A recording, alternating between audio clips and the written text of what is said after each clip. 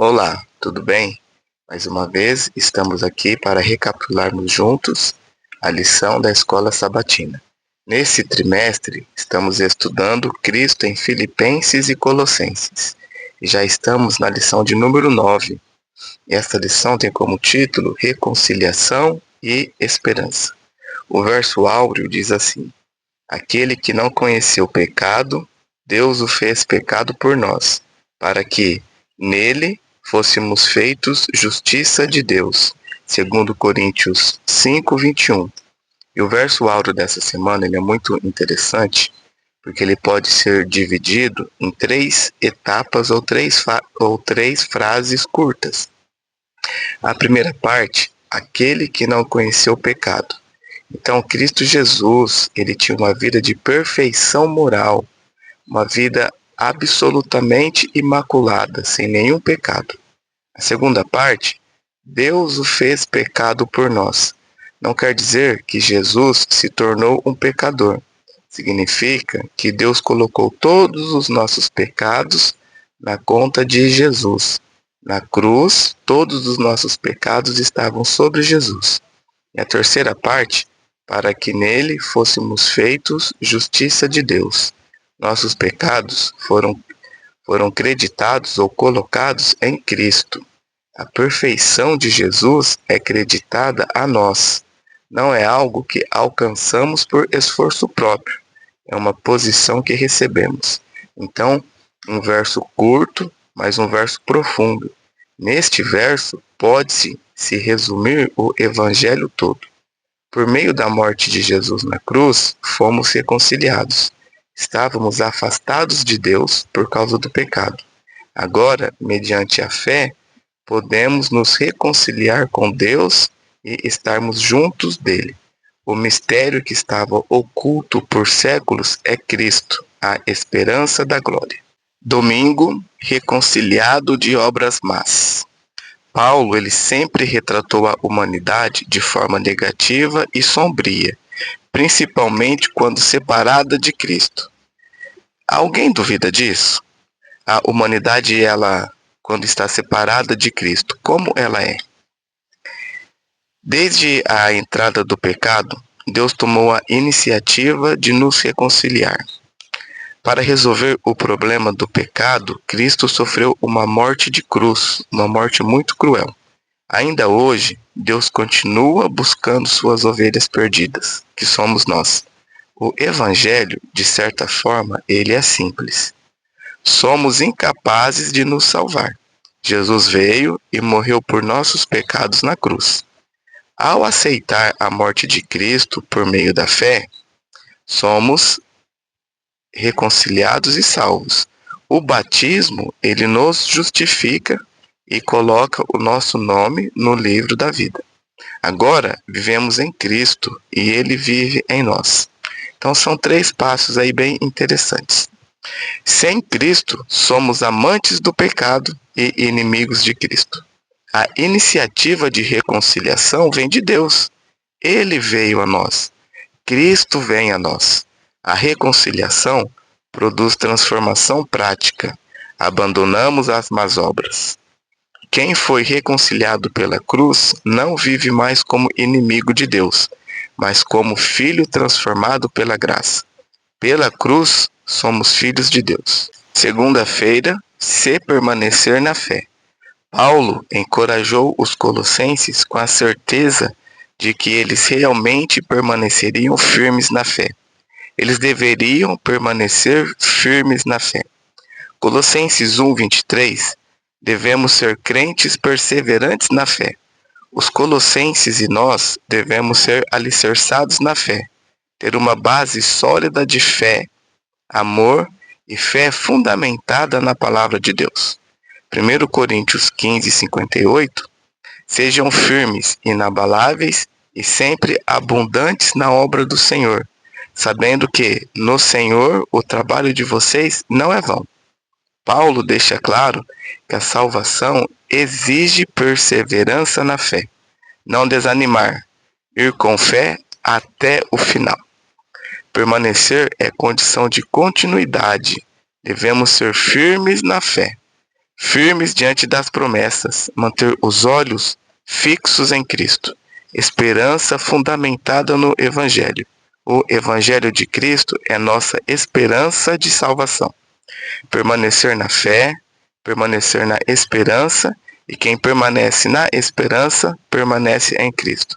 Então, quando você permanece na fé, quando você permanece na esperança, e quem permanece na fé e na esperança, permanece firme em Cristo. Terça-feira, o plano eterno de Deus. Paulo escreveu a carta aos Colossenses enquanto ele estava preso em Roma. Talvez seu maior sofrimento tenha sido não poder pregar de casa em casa, pois Paulo era um missionário e ele sentia muita falta de estar pregando então de casa em casa. Paulo podia estar preso, mas a palavra de Deus não estava. Durante e após sua prisão, Paulo continuou escrevendo suas cartas. O ministério de Paulo, dos apóstolos e dos profetas foi planejado para dar pleno cumprimento à palavra de Deus. Paulo reconhecia que seu ministério era uma pequena parte de um plano divino muito maior e de longo alcance, que começou a ser implantado desde antes da fundação do mundo. Um plano antes da fundação do mundo. Deus, ele nunca perdeu o controle. Cristo está no centro do plano. O plano se cumpre em Jesus Cristo. Um propósito que inclui seu povo, salvar e formar um povo santo. O plano eterno de Deus prova que nossa história está nas mãos de um Deus que planeja, salva e conduz ao propósito final. Um Deus que pensa em tudo, nos conduz à vitória final. Então estamos diante de um plano de um Deus perfeito, que pensa em todas as coisas e através desse plano, através de Jesus Cristo, somos justificados e salvos. Quarta-feira, o mistério de Deus é revelado. Paulo escreveu sobre o mistério do propósito eterno de Deus, que ele havia predeterminado para a nossa glória antes do princípio das eras. Isso foi revelado a nós por meio do plano da salvação. Esse plano ele foi estabelecido antes da fundação do mundo e guardado em silêncio desde os tempos eternos. Foi revelado por meio da vida, morte e ressurreição de Cristo. Durante toda a eternidade, estudaremos este plano para compreender porque Deus nos amou tanto a ponto de entregar o seu tesouro inestimável do céu para a nossa salvação. Cristo morreu por todos, para que os que vivem não vivam para si mesmos, mas vivam para Cristo. Então Cristo morreu por todos, para que não vivamos por nós mesmos, mas que vivamos por Cristo.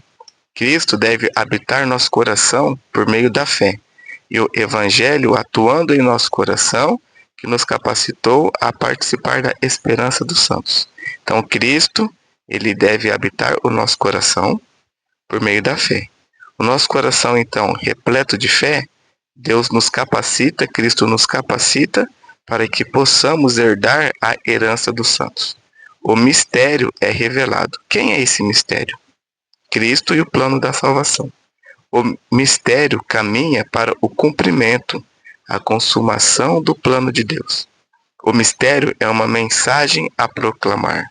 A igreja anuncia e prega e proclama esse mistério, a salvação, Cristo, os dons. Então somos nós, a igreja, que devemos pregar. O mistério de Deus não é algo oculto. É Cristo revelado, vivendo em nós hoje e conduzindo a história ao glorioso cumprimento do seu plano eterno. Então, o mistério deixa de ser oculto, ele é revelado. E através de nós devemos revelar, pregar e viver de acordo com aquilo que a Bíblia pede e com os ensinamentos de Jesus. Quinta-feira, o poder do Evangelho. Jesus Cristo era o foco da pregação de Paulo. Cristo se apresenta como igreja gloriosa, sem mancha, sem ruga, porém santa e sem defeito. Paulo apresenta cada pessoa perfeita em Cristo. Para ser cristãos maduros, devemos aceitar os ensinamentos e levar a sério cada advertência das Escrituras. O discernimento espiritual do entendimento da palavra de Deus, guiado pelo Espírito Santo. Falsos ensinos não atacam a palavra, mas lançam dúvidas sobre o que foi ensinado. Devemos ser prudentes como as serpentes, estar sempre atentos. O Evangelho é o poder transformador. Ele muda pensamentos, muda atitudes e muda destinos. O Evangelho, ele produz frutos visíveis, ações concretas, uma mudança completa e radical de vida. O poder está em Cristo, não no mensageiro. O verdadeiro poder do Evangelho não apenas informa, ele transforma e gera vida nova em Cristo Jesus. Eu espero, meu querido irmão, minha querida irmã, que esta rápida recapitulação o ajude a compreender melhor a lição, que você tenha um sábado abençoado na presença de Deus, que Deus o abençoe grandemente.